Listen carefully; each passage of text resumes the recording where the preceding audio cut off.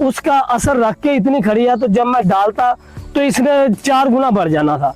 लेकिन अल्हम्दुलिल्लाह अल्हम्दुलिल्लाह आज भी ये इतनी मकई है कि आज तक इसमें ऐसी मकई बल्कि हमने काश्त की नहीं, क्योंकि होती नहीं थी। और ये मैंने किसान दोस्त फार्मूला सिर्फ आजमाने के लिए इसमें मकई डाली है कि आया क्या इसके असरात रहते हैं बाकी।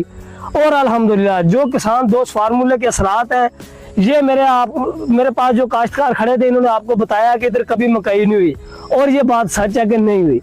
अब अल्हम्दुलिल्लाह ये किसान दोस्त फार्मूले के असर है, उसी के असरात हैं। ये देख लें आप, मकई इतनी घनी खड़ी है, और जिस एकड़ में मैं आपको लेके गया हूँ वो मेरा इस एरिया का सबसे भारी रकबा है।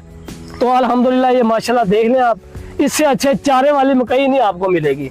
और ये वो जमीन है मेरी जो बेजान थी और सख्त जमीन थी, अब इसमें से गुजरा नहीं जा रहा।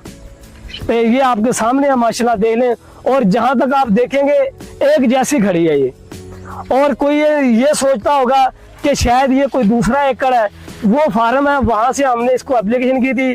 पिछली गंदम वाली वीडियो चेक कर ले, उसमें